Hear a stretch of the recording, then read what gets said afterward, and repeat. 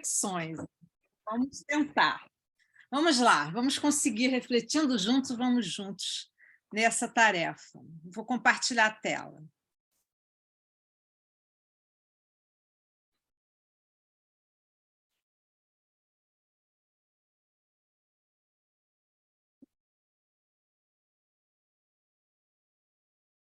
Então, Tá ok.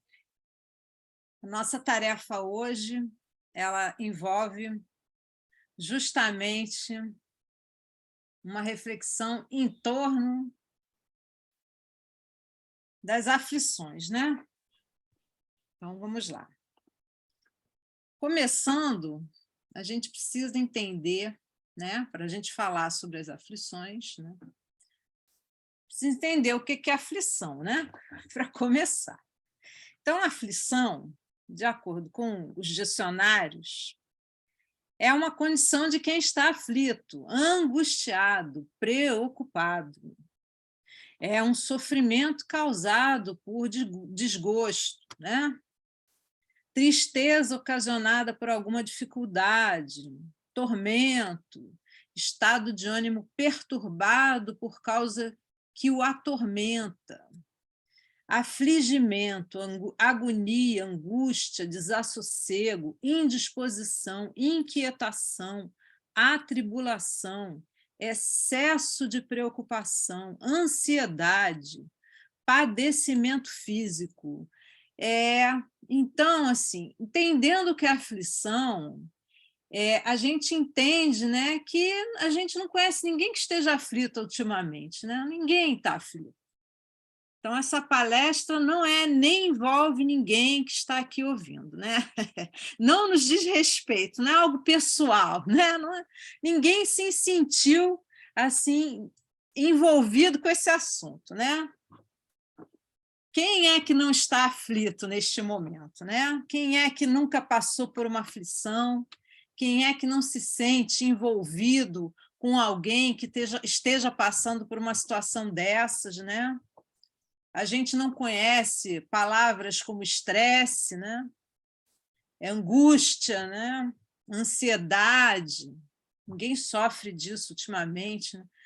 Uma coisa que os tempos modernos nos trouxeram com esse excesso de informação, que é o deslocamento do tempo. A gente vive mais no futuro do que no presente, aquela ansiedade, preocupação, né? E o que vamos fazer amanhã, como é que vai ser a nossa vida daqui a uma semana, daqui a um mês, daqui a um ano, enquanto que a nossa vida no momento não nos preocupa, né? O que interessa é o que eu tenho para fazer na segunda-feira, nessa semana. Pois é, isso é aflição. Exatamente isso. Muito bem. E Jesus, né, preocupado com esse assunto, já naquela época, né, já existia esse sentimento, né, esse tipo de sofrimento, de preocupação, né, já existiam dificuldades. Não da mesma maneira que agora, mas existiam dificuldades, né? Não com essa tecnologia que a gente tem, não com essa quantidade de informação que a gente tem, mas eles tinham muitas dificuldades. Por exemplo, eles tinham, né, aflições físicas, doenças, mal-estares, deficiências, dores. Já se sofre disso desde sempre. Desde que nós temos corpos físicos, nós temos este tipo de aflição. Outra situação de aflição é a aflição moral, culpa, humilhação, tentação e outras, né? São outros tipos de aflição. Aquela sensação de angústia, né? Aquele coração apertado, né? Aquela sensação de estar preso dentro de si, ou aquela sensação de não querer sair, né? Aquela sensação de se sentir que o mundo é grande demais para você, ou que você não merece o mundo, né? Que o mundo está te julgando. Isso é um tipo de aflição, né? Ou uma aflição emocional, um estresse, pânico, diversos tipos de desequilíbrio, uma perda de um ente querido, né? Uma pessoa que a gente tem muita dependência, ou uma perda de uma fonte de renda única que sustenta uma família inteira num momento de crise, ou uma grande frustração, ou assédios, como a gente vê hoje, assédios morais, ou assédios sexuais, etc. São situações de aflição emocional. Então, qual é a conclusão que a gente chega? Que a aflição é um estado qualquer de sofrimento. E esse estado de sofrimento, ele provoca um desequilíbrio.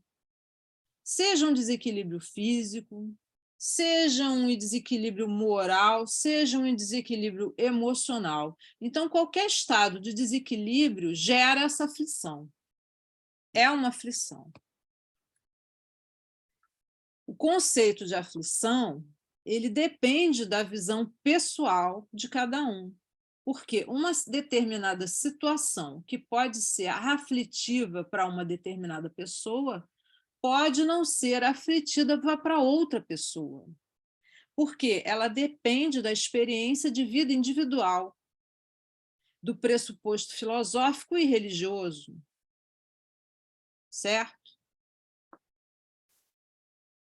As pessoas tendem a generalizar o sentimento do sofrimento, como se ele fosse comum a todos os demais, e não é. O sofrimento, ele não é igual para todo mundo. Nem todo mundo sente a aflição da mesma forma, né? A gente viu, e nem todo mundo sente a mesma aflição,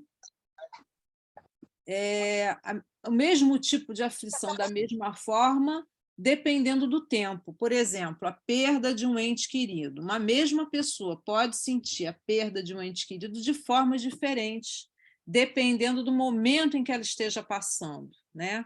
Dependendo da situação emocional dela naquele momento. Ela pode estar mais fragilizada ou menos fragilizada. Ela pode ter uma experiência de vida maior ou menor, ela pode ser uma pessoa menos experiente, mais jovem, então ela vai sentir aquela emoção de uma maneira diferente do que ela fosse um pouco mais experiente.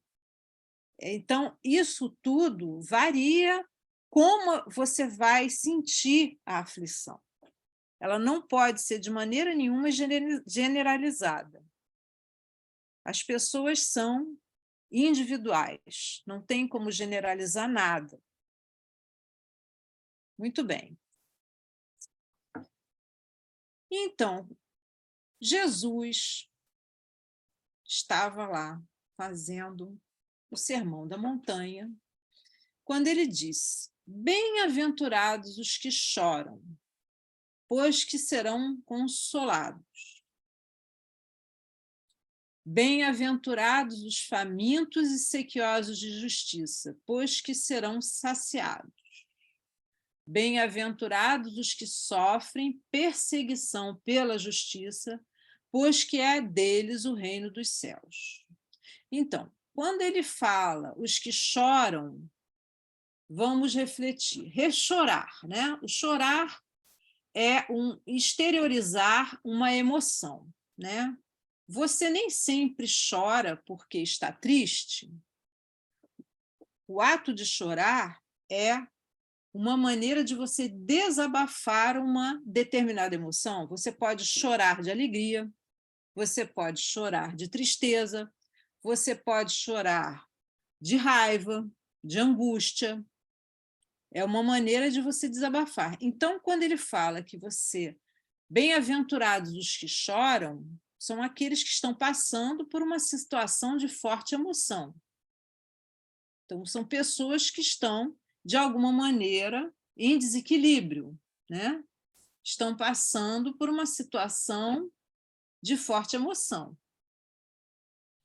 E quando ele diz que eles serão consolados, então ele não está se referindo a um choro de uma emoção positiva. Então, não é um choro de alegria, um choro de felicidade, não. Porque uma alegria, uma felicidade não necessita de consolo. Então, provavelmente, é uma emoção que necessita de um consolo, de uma ajuda. Então, ele aí se refere a uma aflição, a uma angústia, né? Os famintos e sequiosos de justiça. Mas famintos e sequiosos de justiça são aqueles que se sentem injustiçados, que necessitam, que acham que necessitam de que alguma coisa alguém está devendo alguma coisa a eles, em termos de justiça moral, né? Justiça de alguma maneira. Alguém deve a eles. Então, quando ele diz famintos e sequiosos, aqueles que têm fome e sede de justiça, né? Aqueles que não estão se sentindo satisfeitos em termos de justiça, eles não estão justificados. Alguma coisa aconteceu com eles que os fez em desequilíbrio emocional em relação a isso. Eles acham que alguém deve alguma coisa a eles. Então, ele diz que eles serão saciados. Mas quem vai saciar? E por que eles se sentem eles sentem que alguém deve alguma coisa para eles, né?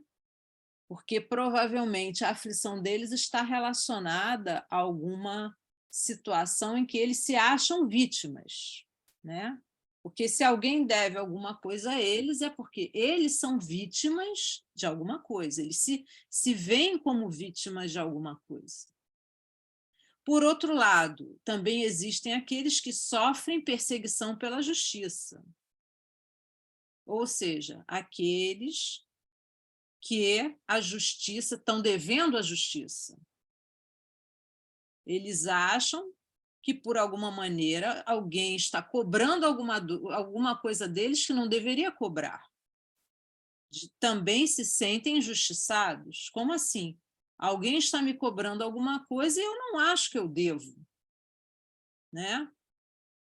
Então, esses que estão devendo, né, sofrem perseguição pela justiça. E ele está dizendo, pois é, porque deles é o reino dos céus.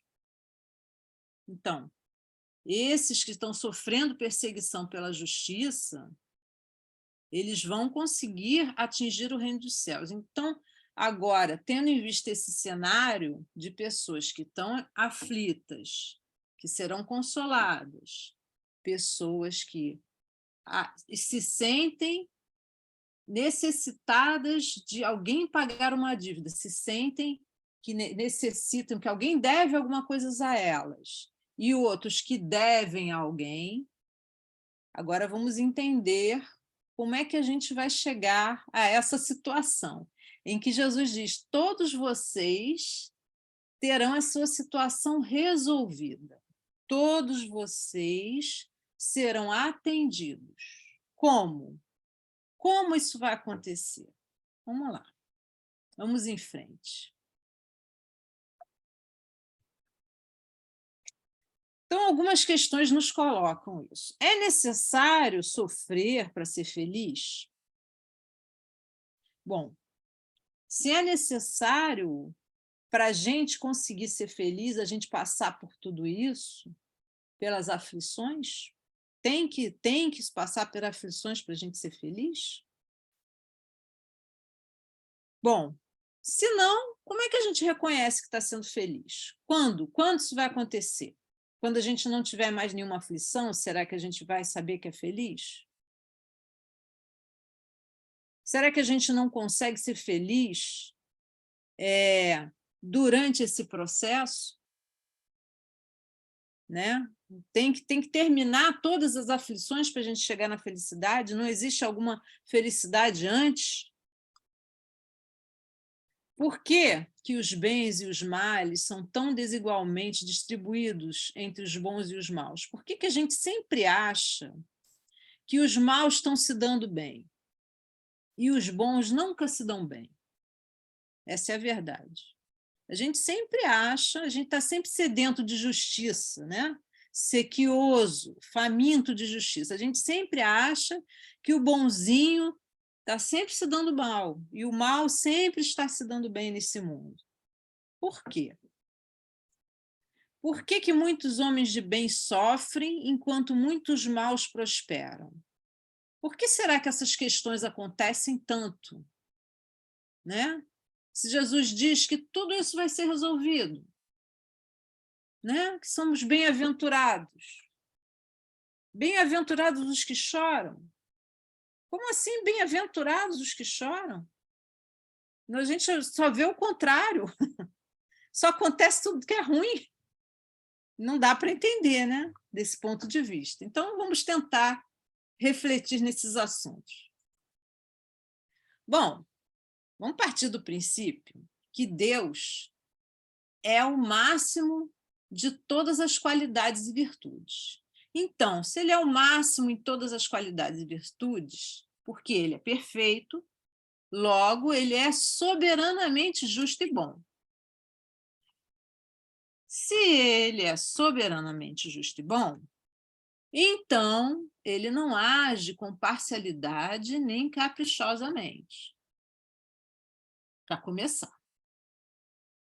Então, as vicissitudes, que são as aflições da vida, elas derivam de uma causa justa.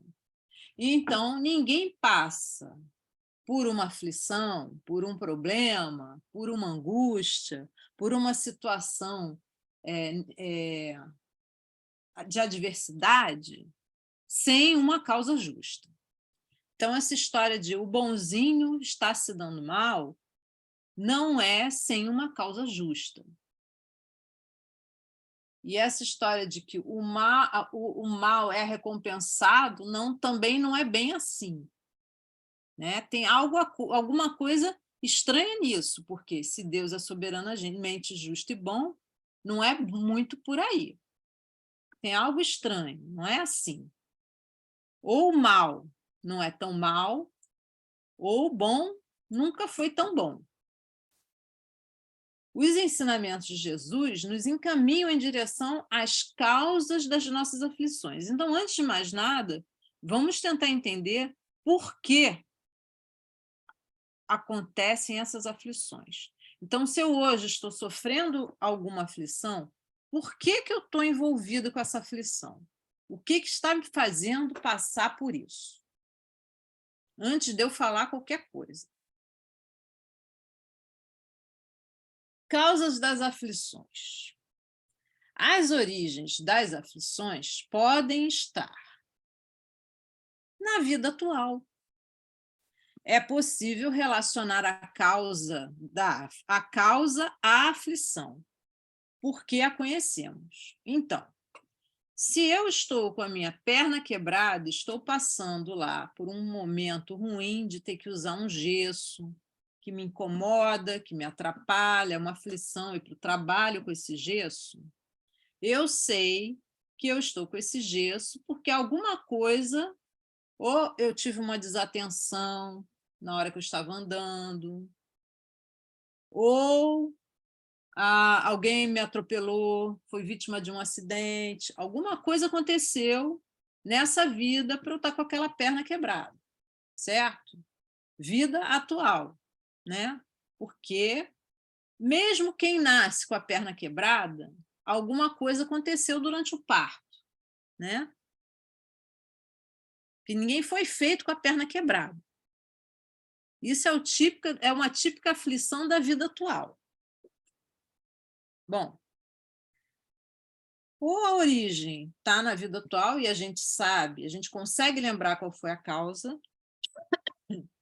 ou a origem da aflição está fora da vida atual. E aí a gente não consegue identificar a causa, já que não nos lembramos dela. Então, se eu tenho uma aflição e eu consigo identificar a causa, é porque ela é na vida atual. Se eu não consigo identificar a causa, se eu procuro, eu pesquiso, É aquela famosa assim, aonde foi que eu errei, e eu não consigo identificar aonde foi que eu errei, é porque ela não é na vida atual. Ou aonde foi que aconteceu o problema, eu não vou conseguir identificar nessa vida, então é porque ela é fora da vida atual. Porque Deus é justo. Eu não vou passar por uma aflição se eu realmente não estou merecendo passar por ela, né? Se eu não preciso passar por ela, né? Vamos lá. As aflições causadas na vida atual, elas são geralmente evitáveis. Se eu tivesse um pouco mais de atenção, se eu conseguisse me desviar daquela situação, do buraco, se eu visse o buraco, se eu olhasse onde eu estava andando, né? Por exemplo, se eu me posicionasse melhor, se eu não tivesse me colocado em risco, né? Então, elas são evitáveis. Se eu não tivesse exagerado em determinado exercício, eu talvez não tivesse machucado o meu pé, não tivesse quebrado a perna. Se eu não fosse jogar futebol e não tivesse entrado naquele lance arriscado, eu não quebraria o meu pé, enfim. São consequência do procedimento do caráter, personalidade das pessoas que as suportam. Eu posso ser uma pessoa desatenta, né? Eu sou assim mesmo, eu sou desatenta. Não, você é desatenta porque você quer ser desatenta, né? Você tem que passar a prestar mais atenção nas coisas. Não, eu sou uma pessoa muito competitiva. Você é uma pessoa muito competitiva porque você é agressivo? Como é que é isso? Qual é a ideia de ser competitivo? Qual é essa ideia? Se machucar e machucar os outros? Por quê? Vamos entender melhor essa ideia da competitividade, né? Qual é a sua ideia de competitividade, né? Então, esse tipo de problema na vida atual, a gente identifica para quê? Para a gente entender o que aconteceu e corrigir na vida atual, né? Eu sou assim mesmo. Não, ninguém é Gabriela, né? Eu nasci assim, eu vivi assim. Não, a gente está aqui para se melhorar. Então, se existe alguma coisa, alguma característica que está me prejudicando, a ideia é que eu consiga identificar essa característica e me melhorar. E, às vezes, uma aflição serve para isso, né? Um problema serve para chamar minha atenção de que eu tenho que melhorar alguma coisa em mim. Então, essas aflições na vida atual servem muito para isso. Olha, presta atenção que você tem que melhorar determinadas coisas, tem que prestar mais atenção, tem que ser uma pessoa que tem que dar mais valor à sua saúde, tem que se cuidar melhor, não pode mais exagerar, não se coloque tanto em risco, não vale a pena, né? Essas coisas. Exemplos de causas atuais de aflições. Por exemplo, olha a situação. Eu fui pular um buraco que era maior do que o tamanho da minha perna. Se eu fui pular o buraco maior do que o tamanho da minha perna, eu acho que eu exagerei na minha visão, né? Eu fui imprevidente. Eu calculei mal. Eu me coloquei em risco. Por isso eu quebrei a perna. Ambição. A ambição faz com que eu gere aflições na vida atual. O orgulho, a imprevidência, a falta de ordem, de disciplina. Eu sou uma pessoa workaholic, eu exagero no trabalho, não tenho disciplina, não tenho horário. Eu começo a trabalhar às 6 e esqueço, vou trabalhando até. Ou então eu exagero na diversão, esqueço e fico com o pessoal lá me divertindo e esqueço da hora. E aí eu começo a não dormir direito. Isso prejudica a minha saúde. Uma hora vai acontecer uma aflição em termos de físico que vai me cobrar isso. Eu vou ficar doente.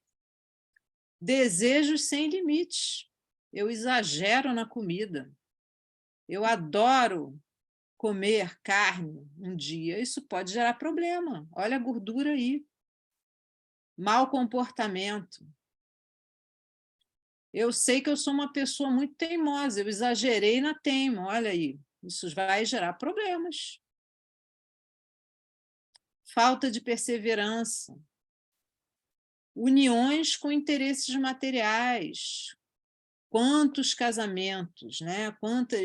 Quantas parcerias se desfazem por causa disso? As pessoas não se unem por amor, se unem por conveniência, por vaidade, por interesses materiais. Aí depois reclamam que o casamento não deu certo, que aquela união não deu certo, porque não conseguiram ficar juntos. Pois é. Mais tendências são combatidas na infância, não combatidas na infância. E aí, quando a criança é pequena, não se combate as más tendências, as crianças crescem e geram-se quê?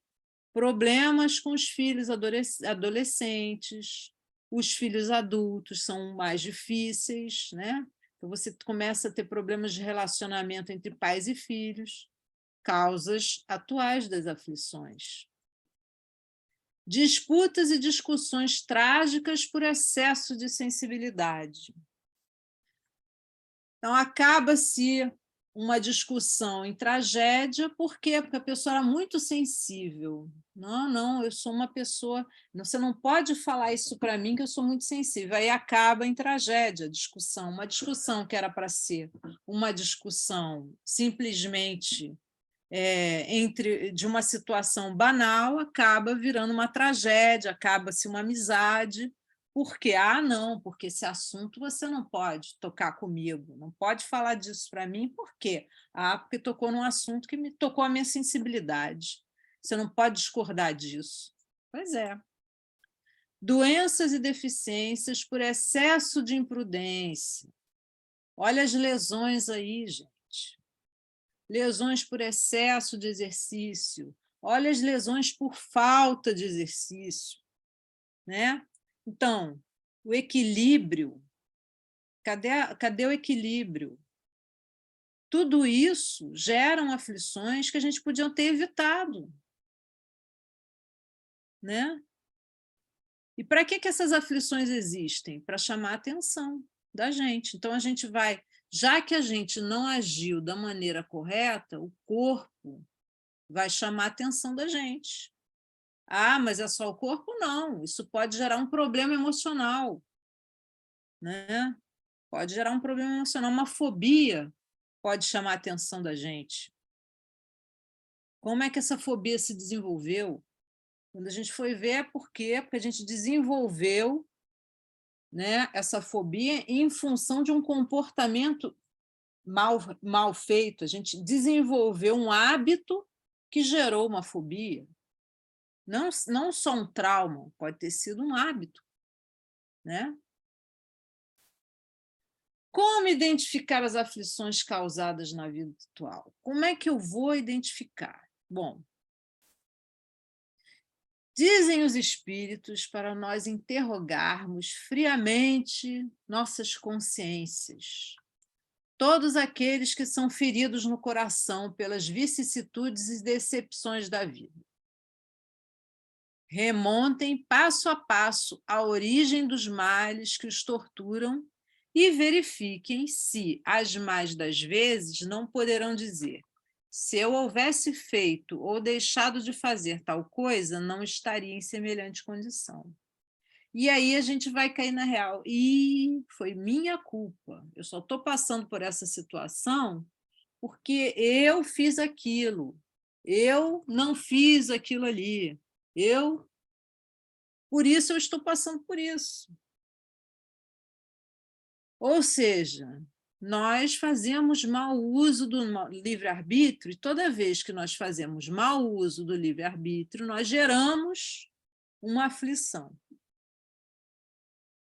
né? Nós geramos uma aflição na vida atual. Se nós fazemos mau uso do livre-arbítrio, geramos aflição na vida atual. Muito bem. Considerações. O homem é o causador de seus próprios infortúnios em grande número dos casos. Então, não são os outros que causam meus problemas, não é Deus, não é a culpa do destino. É a minha culpa, minha máxima culpa. Eu errei, eu exagerei, eu teimei, eu agi da maneira incorreta, eu não tomei conta do que eu devia ter tomado, né? Eu não prestei atenção no que eu devia ter feito, eu não corrigi o que eu devia ter corrigido. Eu fiquei com preguiça. Eu fechei os olhos quando eu devia ter feito determinada coisa e não quis fazer. As aflições com causas atuais constituem uma boa parte das adversidades da vida. A minha situação atual, os meus problemas atuais, se eu for pegar cada um deles, fazer uma lista, e para cada um deles fazer o que foi sugerido no slide anterior, seguir o passo a passo para trás e ver o que foi que causou, eu vou descobrir que uma boa parte dos problemas que eu tenho hoje fui eu mesmo que causei. Então, eu mesmo, no passado, em algum momento no meu passado atual, da vida atual, eu deixei de fazer, eu fiz alguma coisa que gerou aquele problema. Muitas vezes a gente não seguiu um conselho ou seguiu um conselho errado, né? E também tem isso, né? Tem as pessoas que adoram dar conselhos. Muito bem, nada contra. Só que a gente tem que discernir entre o conselho certo e o conselho errado. Não dá para culpar quem deu o conselho, tá? Foi culpa de fulano que me aconselhou errado. Não, a culpa é sua que seguiu o conselho errado. Você que decidiu, né? Então, assim, sempre é minha culpa. Não adianta que não tem jeito. A culpa é nossa. O homem evitará esse tipo de aflições quando trabalhar por se melhorar moralmente, tanto quanto intelectualmente. Sim, a gente tem a ideia de que a gente é muito inteligente, muito esperto. Ótimo, realmente. Mas e o coração, né? E a moral? Será que em determinado momento eu avaliei que eu ia fazer o melhor porque isso era o melhor para mim? Eu ia economizar dinheiro se eu fizesse isso, mas eu ia prejudicar outra pessoa. E aí, hoje, eu estou sofrendo o efeito disso, que, na verdade, eu acabei me prejudicando. Sabe quando o feitiço vira contra o feiticeiro? Pode ser. Pode ser que o meu feitiço tenha virado contra o feiticeiro, né? Pois é. Eu, achando que eu não ia me dar mal, acabei me dando mal, né? Pois é, isso é outra situação de aflição. Eu hoje estou passando uma aflição que eu achei que não ia mais. Pois é, moralmente eu falhei, quis bancar o esperto. A lei humana atinge certas faltas e as pune. As faltas que atingem a sociedade. Também não tem essa desculpa. Mas eu segui a lei. Mas a lei, ela só atinge as faltas que atingem a sociedade. Elas só estão... A lei humana, ela só identifica, né? O objetivo dela é punir as faltas que atingem a sociedade. Ela não está preocupada em punir as faltas que só atingem a nós mesmos. A lei humana não atinge faltas que só prejudicam aqueles que as cometem. né? Então, se eu te der um tiro no meu pé, se eu derrubar uma gaveta no meu pé, eu vou para o hospital com o pé quebrado lá, peguei o martelo, dei uma martelada no meu dedo. Ninguém vai me prender porque eu dei uma martelada no meu dedo. Mas quem vai ficar com o dedo quebrado sou eu. Se eu der uma martelada no dedo de alguém, aí é agressão, né? Pois é. Então é isso. Essa é a lei humana. Mas Deus quer que todos progridam. E não há falta alguma, por mais leve que seja, que não acarrete consequências inevitáveis. O homem sempre é punido por aquilo em que pecou. Ah, interessante isso. Então, a gente sempre é punido naquilo em que pecou. Bom, se eu der uma martelada no meu dedo, eu não vou sentir dor de cabeça. Eu vou sentir dor no dedo. As aflições que são consequências dos erros são advertências de maus procedimentos, experiências para sentirmos a diferença entre o bem e o mal e a necessidade de nos melhorarmos. Lembra que eu falei que as aflições são para a gente chamar a atenção da gente para uma coisa que nós precisamos corrigir? Na verdade, elas alertam para alguma coisa que está ruim em nós, para a gente melhorar. Então, na verdade, a aflição é uma experiência, para a gente sentir a diferença de que a gente fez uma coisa errada, né? Porque se a gente fizesse certo, se a gente fizesse a coisa correta, a gente não iria gerar aflição, né? Então, a aflição é a consequência, né? É o desequilíbrio que foi consequência de algo errado, algo mal, né? Se a experiência chegar muito tarde, e aí?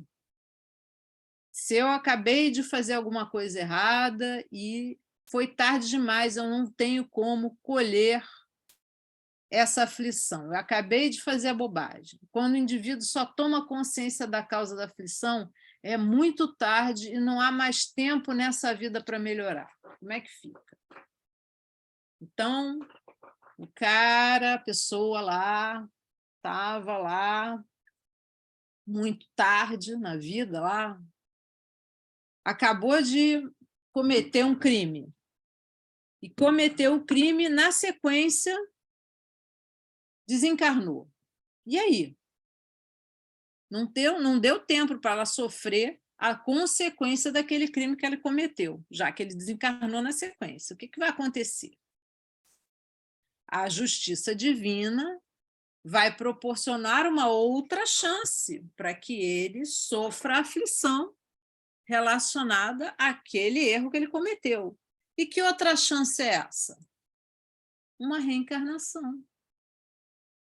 Ah, então quer dizer que não necessariamente a aflição vem nesta vida.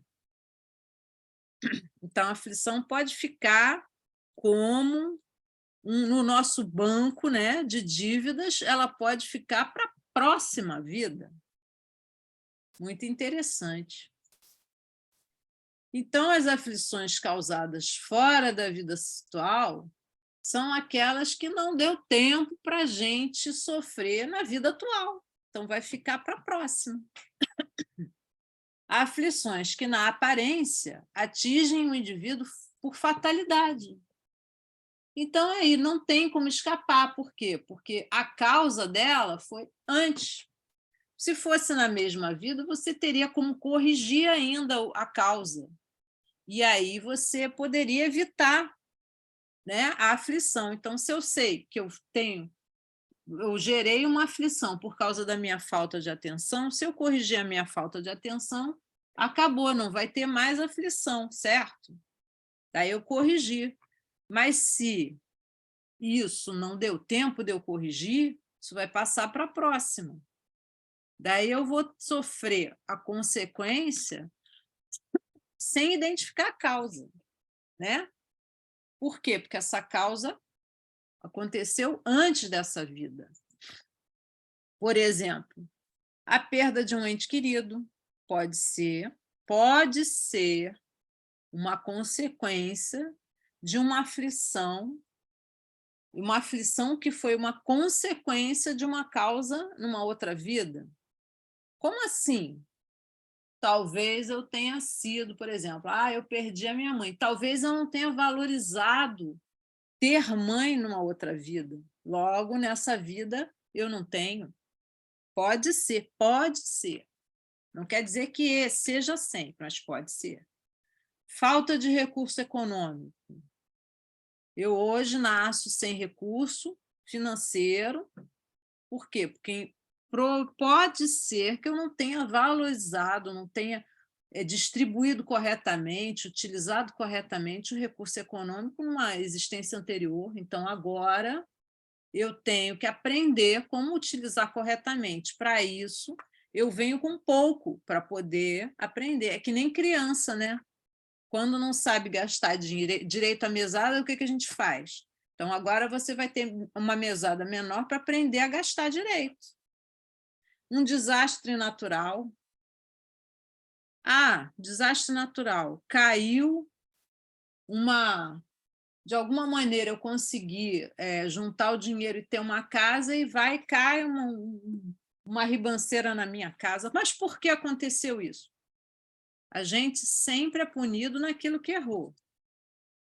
Não sei se em alguma vida anterior eu posso ter feito alguém ficar sem casa, e nesse momento eu estou tendo que aprender o que é ficar sem casa, para valorizar ter uma casa, não sei. Uma deficiência, uma doença de nascença, pode ser uma aflição causada por algum erro em uma vida anterior, uma deficiência física, uma deficiência mental. Por quê? A gente não sabe exatamente se essas aflições são causadas por erros anteriores, e a gente já vai entender por quê, tá? Mais um pouquinho. Como explicar essas aflições se a alma fosse criada ao mesmo tempo que o corpo? Primeiro, se a pessoa nasce uma criança com digamos, faltando um membro, se a alma fosse criada ao mesmo tempo com o corpo, como é que eu vou explicar por que a criança nasceu sem a mão, por exemplo? Por quê? Por quê? Não seria Deus injusto? Isso seria uma negação da bondade, da justiça e da providência divina. Por que Deus cria todas as crianças perfeitas e aquela nasceu sem a mão? Ele não estaria sendo justo, né? Se todo efeito tem uma causa, é lógico que aquela criança ter nascido daquela forma tem um motivo, tem uma causa. E a causa sempre precede o efeito. Se ela acabou de nascer, não pode ser porque ela fez alguma coisa agora. A causa não pode estar nessa vida. Logo, o indivíduo, pela ação rigorosa da justiça distributiva, sofre aquilo que fez sofrer aos outros. Pode ser em função de alguma coisa que ela fez sofrer aos outros. Se há sofrimento, há desequilíbrio. Nem sempre o desequilíbrio que causou o sofrimento ocorre na mesma vida em que este é verificado. Como a gente já viu, pode não dar tempo. Nem sempre há tempo. Se o efeito é verificado nessa vida, mas a causa não é identificada nessa vida, logo deve estar em vida anterior.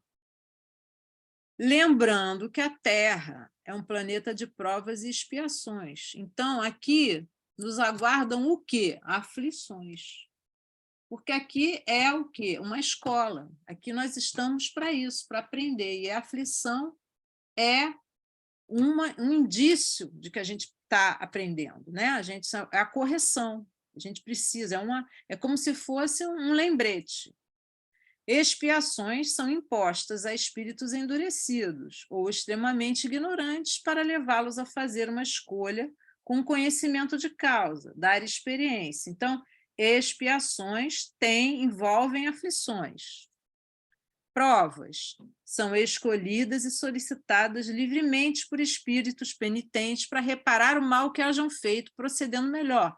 Também envolvem aflições. Então, tanto expiações como provas envolvem aflições. Qual a diferença? Expiações provocam queixas e revoltas. Então, se aquela aflição está incomodando muito, que você está se queixando e revoltado, sinal, é um indício que pode ser uma expiação. Se você está passando por aflição e não está sentindo necessidade de se queixar e não está se sentindo revoltado, é indício que é uma prova. A expiação serve sempre como prova, mas nem sempre a prova é a expiação. Por quê? Por que isso? Porque a prova é escolhida. Né? Lembra? A prova é voluntária. A prova é voluntária. A prova significa que eu já aprendi e que eu estou me voluntariando agora, né, para corrigir aquilo. A expiação é compulsória. Agora, se eu passar pela expiação, aceitar a expiação e aproveitar bem ela vai servir como prova. Provas e expiações são sempre sinal de inferioridade, não preciso dizer, sinal que eu preciso corrigir alguma coisa, seja voluntário ou involuntariamente. Porque o que é perfeito não necessita ser provado, não tem que ser corrigido. Logo, existem os missionários. O que é uma missão? É uma tarefa a executar, solicitada pelo espírito com um certo grau de elevação, que não é o nosso caso na maioria das vezes.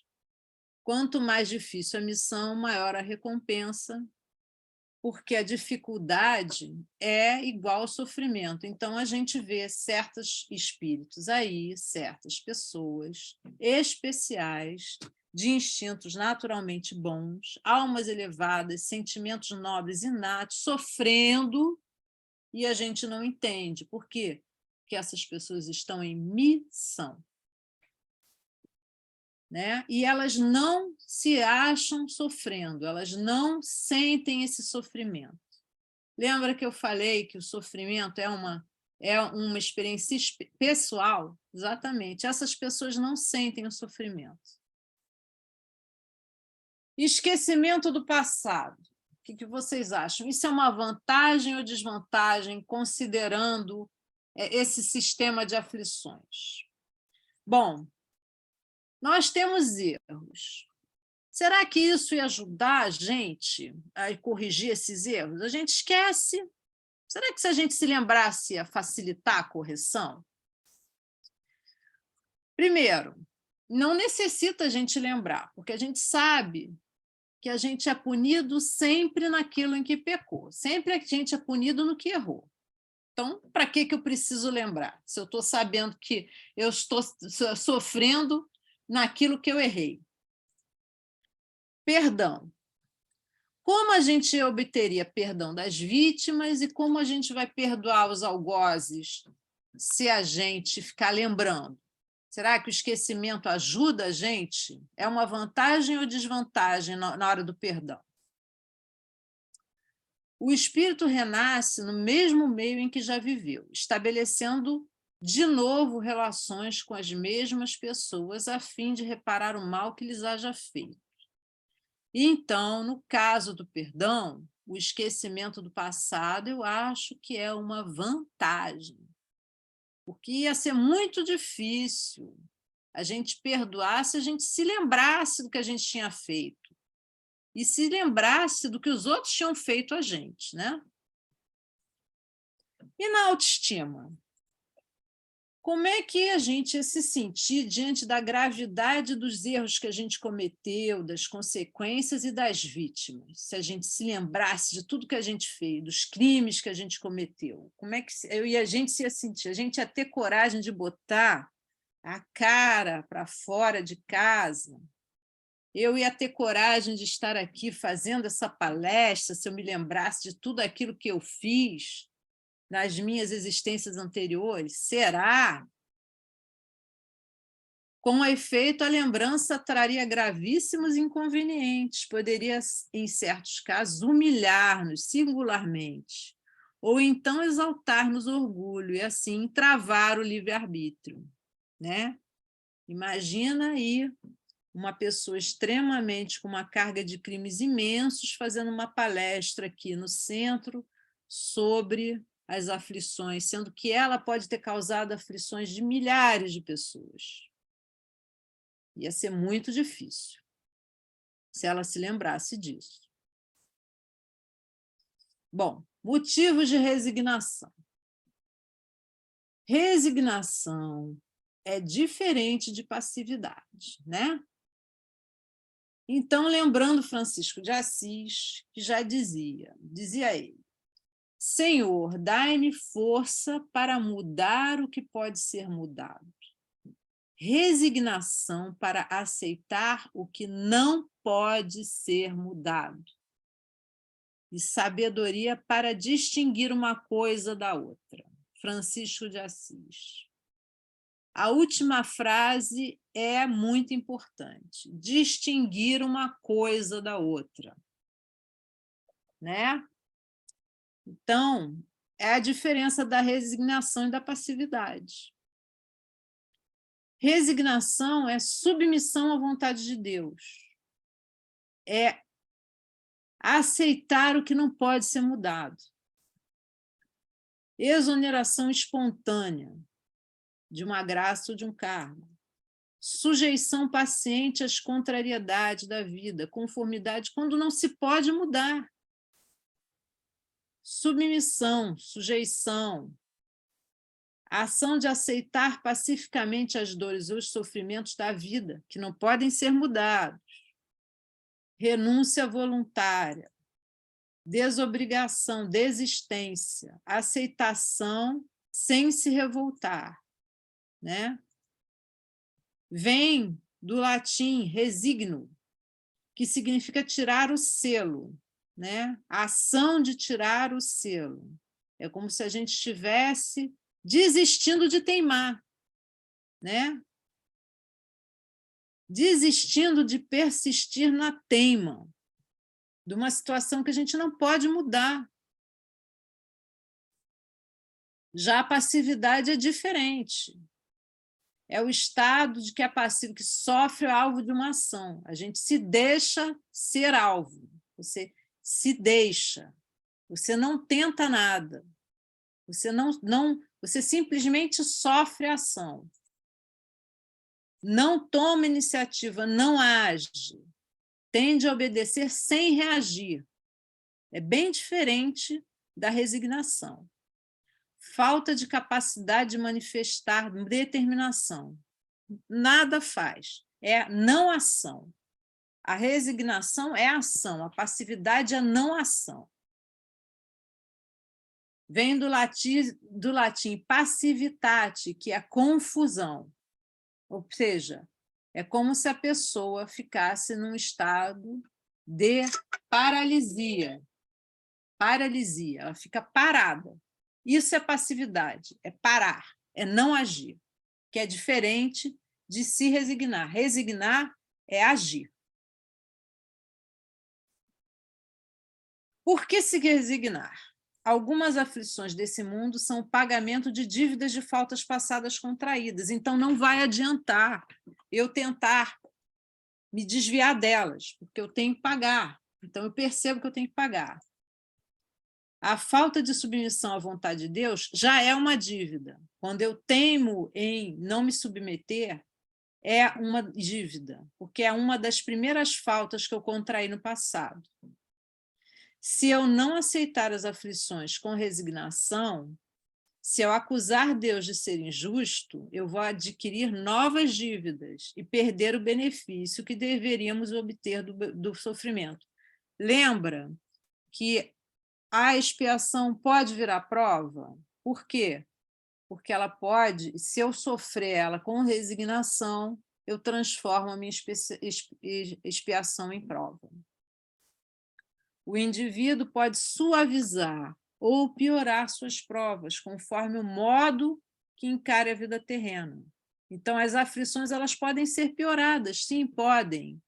Se eu começar a reclamar e me revoltar, aí eu pioro, eu sofro mais ainda. Quem encara a vida, né, do ponto de vista espiritual, a vê como um ponto no infinito. Então, é outro ponto de vista em relação às aflições. Moderação nos desejos, contentamento com a sua posição, sem invejar a dos outros, encarar os problemas e decepções com serenidade, calma e resignação melhora a saúde do corpo e da alma. Por quê? Porque evita a revolta faz mal, né? Reclamar faz mal. Quem encara a vida do ponto de vista material, que a vê como interminável, vê a vida como interminável. Logo, o sofrimento é interminável, né? E oprime com todo o peso. Com a inveja, o ciúme e a ambição, voluntariamente se condena ao sofrimento, porque aí dói mais, né? É como se eu ficasse cutucando a ferida, né? Todo dia, toda hora. É bem diferente de eu encarar aquilo como um obstáculo que eu vou passar, que vai passar, né? Ele passa a ser um problema que não passa, né? Aumenta as misérias e as angústias, causando as doenças, aumentando essas doenças. Conclusão: o objetivo das aflições, experiência, progresso e evolução, felicidade a longo prazo. Não imediatamente, mas a longo prazo vai trazer felicidade. Quanto mais grave é o mal, tanto mais enérgico deve ser o remédio. Maior a aflição. Os espíritos não podem aspirar à completa felicidade, até que não se tenham tornado puros. Então, precisamos nos purificar, nos limpar das nossas imperfeições, observando as nossas aflições e nos corrigindo. As tribulações fazem com que o espírito progrida se purificando, se a gente se observar e se corrigir. E aí, hoje é um dia especial no nosso ano, porque Jesus, aproveitando suas aflições, nos deu esse exemplo, né, de como a gente deve passar pelas aflições. E ele renasce, né? Ele ressuscita, ele passa e ele revive, né? Mais leve e mais puro. E aí ele diz em João, capítulo 16 e 33, que ele disse essas coisas para que nele nós tenhamos paz. Nesse mundo nós teremos aflições, contudo, tenhamos ânimo, porque ele venceu o mundo. Se ele venceu, e ele é o nosso exemplo, significa que nós temos que usar esse exemplo para que nós vençamos também. Então, que ele nos ajude nos nossos dias de aflição, para que nós possamos seguir com resignação. Boa tarde a todos.